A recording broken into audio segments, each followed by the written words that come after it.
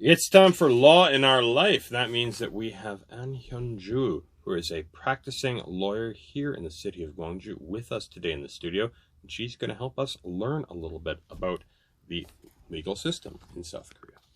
Hello, Hyunjoo. Hi. How are you doing? Good. How are you doing? I'm doing okay. Do you like this wet weather we're having? No. See it out the window there. I don't know if it's in the way or not. But yeah, it was a wet, rainy day. But that's all right. It's a good day to stay inside, read books about the law, or in this case, listen to you explain it for us, because those are hard books. Yeah. Those law books. Right. I've taken a look at those before. I have some uncles who are lawyers. Oh, I see. They're a lot more clever than I am. So I really admire it. What are you going to tell us about today? Today I want to talk about laws regarding child abuse. Ooh, that's a heavy topic. Yes. Okay. Very important laws, of course. Yes, some of you might have heard some stories that if you teach English at Hagwon, you should be careful when disciplining the students and should avoid punishing them. Mm-hmm. Last year, there were some news about the teacher at the public school who talked or acted improperly to students, and the teachers were accused by the students they were teaching for a violation of Child Protection Act. Oh dear, that's quite serious. Yeah, so I'd like to give you some information on what will be treated as child abuse in Korea, especially in educational environment such as school or hagwon. You know, my very first hagwon I ever worked at, they asked me if I wanted a stick to hit Really? the kids with. They did. Wow. Now, this was some time ago. But anyways, I said no. Good. I think they were happy I said no. But anyways, they still asked. But yeah, I didn't even I didn't like seeing the other kids get hit with the stick. No. You know, it's an upsetting thing, but it's not uncommon here, right? Yeah, it wasn't common in the past. Mm-hmm. Traditionally in Korea, we have an expression that is 사랑의매. It can be translated as road of love. Yeah, the love stick. Yes. So it basically means that parents or teachers physically punish the child with the wish that the child will behave in good manners. Mm-hmm. However, currently the perspective on physical punishment of child has changed dramatically. Mm-hmm. And now many people consider physical discipline and also verbal scolding as a type of child abuse. Oh, really? Yes. Even scolding? Yes. Oh, I was a middle school teacher. I certainly did some scolding before. Oh, no. So it's quite a sensitive and difficult issue to understand, as it involves not only culture but also nuance and specific child's reaction to it. Mm-hmm. I know that in Canada, there used to be a problem when people would immigrate from South Korea. Often the way that they disciplined their children was considered child abuse under Canadian law. Yes, I heard that. And, you know, this came as a terrible surprise to some families because teachers had to report it. Right, you know, when they yes. hear about the love stick. Mm-hmm. But why don't you tell us about how it works? So, is physical punishment allowed for teachers or parents if it's for the educational purpose? Mm-hmm. My answer would be it depends. Oh, it's always complicated. Yes. All right, explain the law. In Korea, the governing law for child abuse crimes is the Act on Special Cases Concerning the Punishment, etc. of Child Abuse Crimes. Mm-hmm. It's a long name. So let's look at more details of the law.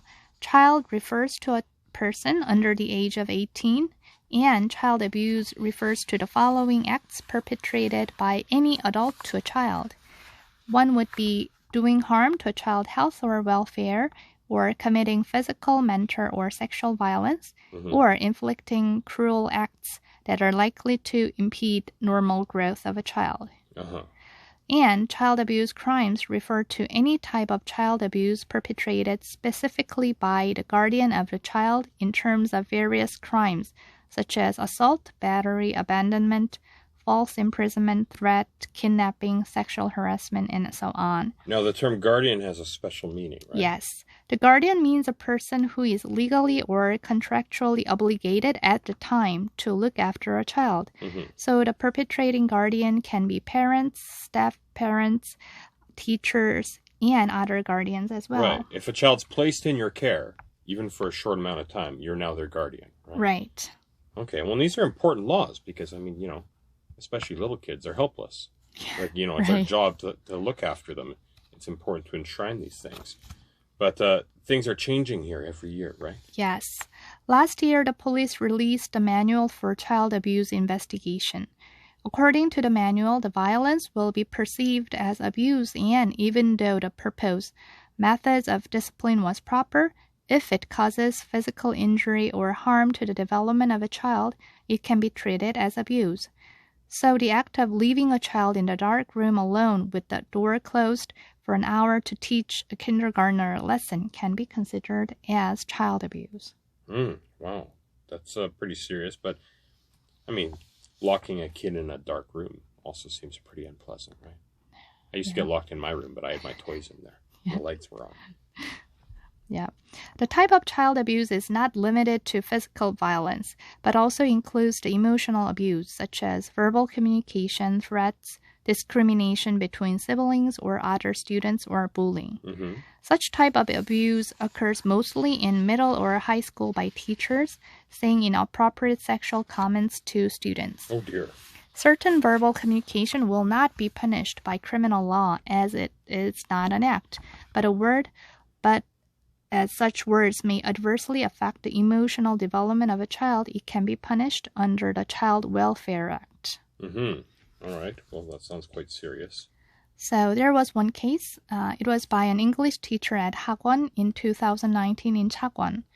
The teacher told an elementary student who left after class to finish his homework. And he said, "Don't you understand it? Is your IQ 70? The teacher also threw the books and notes and told him to go home. Wow. Also, he added to the boy that it's not worth studying for you," when he was about to leave the classroom. So he, literally cursed him. Wow. So the teacher was convicted and sentenced with the fine of 1 million won for emotional child abuse under the Child Welfare Act. The judge found that the child suffered considerable psychological distress and there was no recovery for the damage. Okay, I see. So they got in some trouble for that. I mean, 1 million won isn't a lot of money, but No. I mean, yelling at a kid, when you look at all the things that can happen that are bad, it's not that serious. But still, it makes, I have to say, sometimes when I was really mad at a student, I never said anything that bad. But, I might have said the last part, like, not worth studying with you. Right. When I was really wound up. Now, when I worked at this Hagwon, I know that the parents had consented for the love stick to be used. Yeah, sometimes they do. Is that work, though? Not really. Also, the consent of the parents for corporal punishment does not replace the consent of the child victim. In Ulsan, a teacher at Hagwon hit the palms of a child with sticks, arguing that the parents agreed at such corporal discipline. However, the court found that such punishment is child abuse and the consent of the parents is ineffective. Also, the teacher pulled the pants of a child when the child got low scores at the test. What? Yeah, it's scary. It's horrifying. And teased him in front of other children, causing emotional distress and sexual humiliation. Oh, wow. That's awful. Yeah. Now, there's also, these days, more records and that being kept of this stuff, right? Yes. So teachers that do this kind of thing are hopefully going to be blackballed from the profession.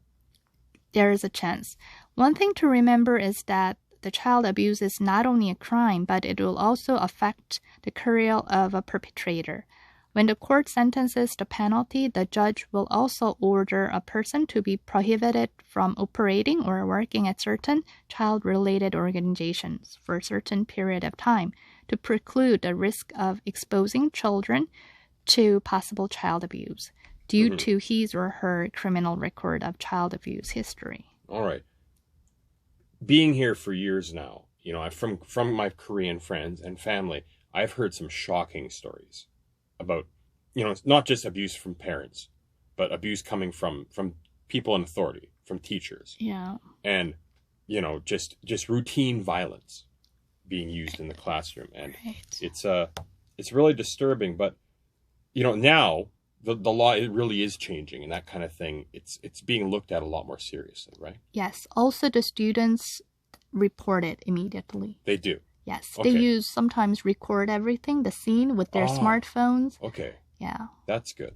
Because I was asking my wife about this, because she's always said, if I see people fighting, don't intervene. Yeah. It doesn't matter if I see a man beating a woman in the street, leave him alone. It's not my business. because of the way some Korean laws work. And, you know, I was wondering, like, well, what about kids? Like, if a kid has bruises, can a teacher ask about it? And if they say, oh, that's for my parents, does the teacher have to call the police? Yes, they have an obligation to report. All right, that's good to hear. I know it's a similar law to that in Canada, and I would imagine the United States as well. Now, are there religious exemptions for anything like this? Because I know in Canada we've got some, like, you know, religious exemptions. If it's in your religion that you can, some religions allow, you know, the old expression, spare the rod, spoil the child. Is there any garbage like that going on here? I don't think so. Really? Good. I'm happy to hear that. I don't want to hear about kids being hit because of religion. Thank you so much for coming in today. We really appreciate it. And for people who didn't catch it on the radio, they can catch it on your YouTube channel, right? Yes, you can find this segment in video and my YouTube channel.